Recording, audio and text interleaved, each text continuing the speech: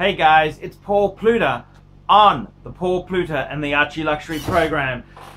Today guys, I'm doing an Archie Luxury unemployed vlog. And I gotta tell you, this week has been an absolute bitch. An absolute bitch of a week. And I tell you the truth there, it affects all of us. We can't always be a constant up where things are wonderful and dandy. They aren't always wonderful and dandy. And I gotta tell you guys, sometimes in life you gotta take the bull by the horns. You've got to just realize, you've got to be grateful for the things you've got and the things you own there. And it's quite interesting. We get so caught up with our own shitty lives that we don't realize how lucky we really are. And particularly in my own case, I mean, I was born in the Western world. I was born male. I was white. Not saying there's anything wrong with being a black lady, but it makes it harder, guys. It makes it harder. There's more opportunities for a white male. And I was born, I had parents who raised me. Yes, life's been a bit of a bitch. My mother died when I was young, and you know, we create our own disasters at times, but I'm pretty reasonable. I'm alive, I got my health. And sometimes we don't realize how lucky we are. We always think about what we don't have. We say, oh, I've been yearning the last couple of weeks. I've been yearning for a lung A1. I've been yearning for a lung A1. I really wanted a lung A1. And I gotta really be grateful for the wonderful things I've got. I got a Patek World Time. I got a JEWELLERY Reverso. I got beautiful collection there. So you've got to be grateful.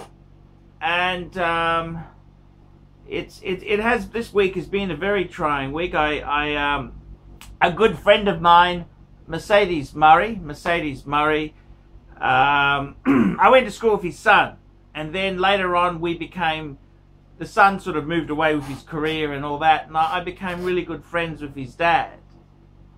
And we've been friends since 94, okay, 94. What's that, 24 years we've been good friends. And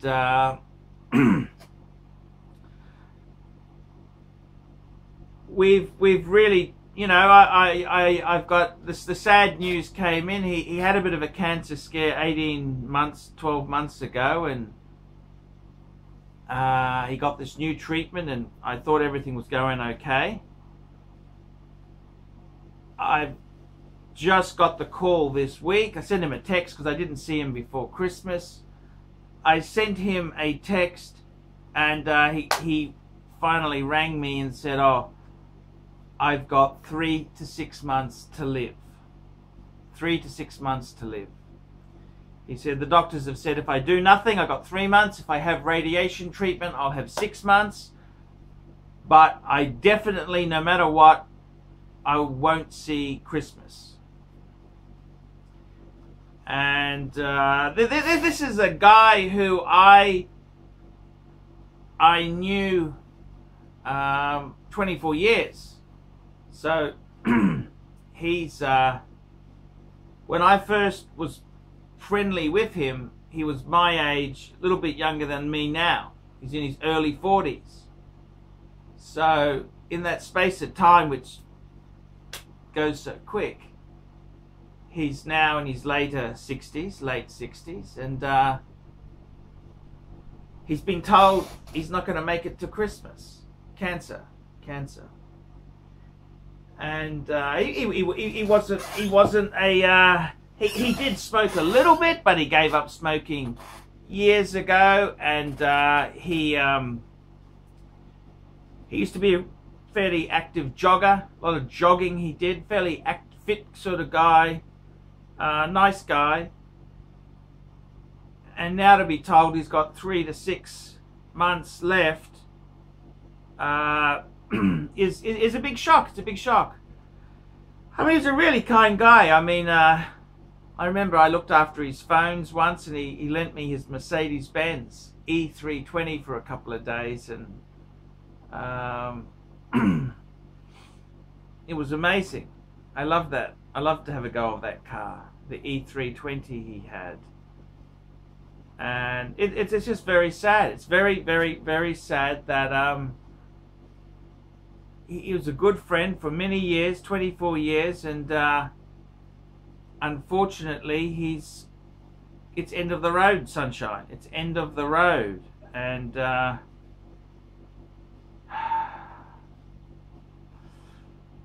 don't know what to say, really. What do you say to a friend? It's probably one of, when I say a good friend, he'd probably be the top five friends of all time. And he's met all my wives, the 3 wives I've had. He's met. I've been friends with him for years. So it's very sad, very, very sad when it's I thought at his age he should really be enjoying himself and having 10, 15 years left, not 3 to 6 months. So that can be a hugely difficult situation. So I've been a bit flat the last couple of days. I've been a bit flat. I found it hard to produce content, hard to do a lot of things here. So yeah, I'm starting to get back into the groove. So guys, I do want to apologize and just say, look guys, I haven't forgotten you. I just had some personal issues to deal with. So I'm back on board. I'm just coming to grips with it. It really makes all my other problems seem like bullshit, really. My other problems seem just so insignificant. So yeah, that's the week I've had. That's the week I've had. So it's a real bummer. Real bummer. So yeah, it's been a hard week. It's been a hard week. Very hard week indeed. So guys, that's what's happened to this week. It's a good friend of mine is dying. It's hard to take. It's hard to take. It's really hard. He's a good friend, really good friend. He's a really good friend. And I remember we got his first Mercedes. I helped him get he had a 180E. He had a 180E. Then he sold that. He got a C230, which I thought was a C240. He had a C240, great car. And then he got the 320E, E320. So nice guy. I really it's a bit of a savage blow. It's a bit of a savage blow because you're such a good friend. I had another good friend, Stephen. I used to work with this guy when I was contracting to government, and he had a brain aneurysm, which was an awful thing because he got married. He had an Indonesian wife, and he had a daughter who was born same birthday, same day, same birthday as my last son. he had a girl. And then a year or so later he had a brain aneurysm, which absolutely shocking. So he was a good friend. Stephen was a good friend as well. And yeah, it's kind of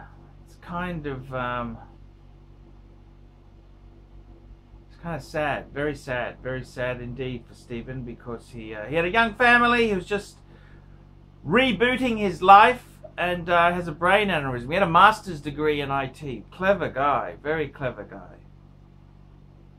And all over Red Rover. So yeah, that's the Archie Unemployed week. Archie Unemployed. Tell me what you think, guys. What has your week been like? I'm ArchieLuxury. Tell me how your week has been.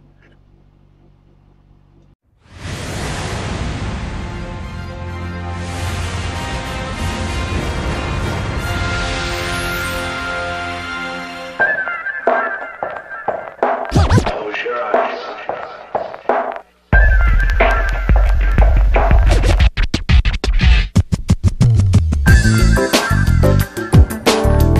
Hey guys, welcome back to the D-Time Love Show.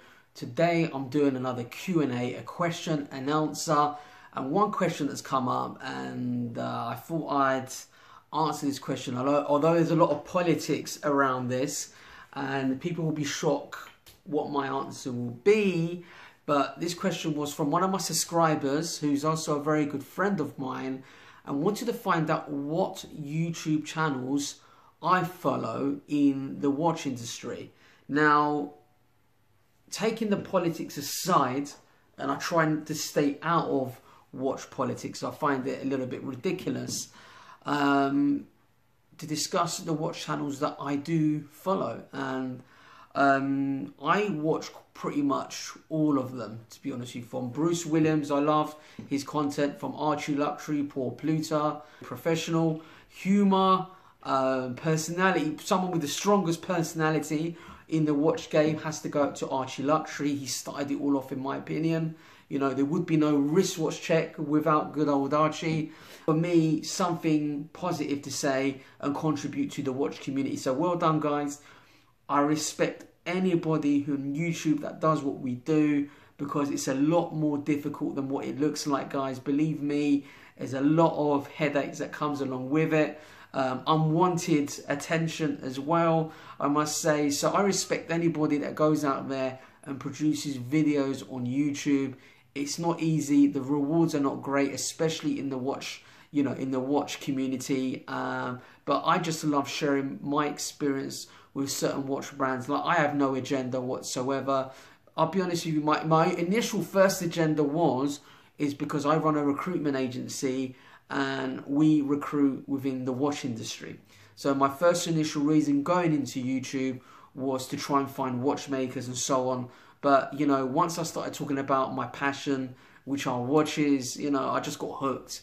And I really enjoy sharing my experience with you guys, my subscribers, and other people in the watch community. So for me, well done, guys. If it wasn't for these YouTubers out there, we wouldn't have this watch community on YouTube.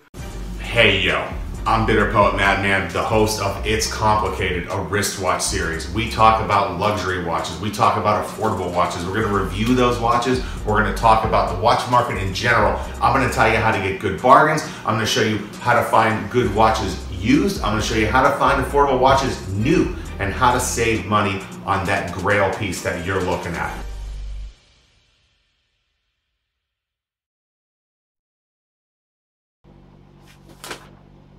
Hi guys. A fan of mine has been inspired to start a wristwatch series of his own. Bitter Poet Madman. That's the name of his channel. And the show is called It's Complicated. That's right, It's Complicated. It looks like he has some nice examples. I saw he has a Rolex. He recently just got an Omega. He talks watch accessories, does reviews, unboxings, and talks about new and pre-owned wristwatches. Again, the channel name is Bitter Poet Madman. Bitter Poet Madman. So why don't you fuckers let that fucker know what you think of that? Bitter Poet Madman channel. To me on Patreon, that allows you to send a small monthly amount to me every month. It can be $1, it can be $100, whatever you can afford.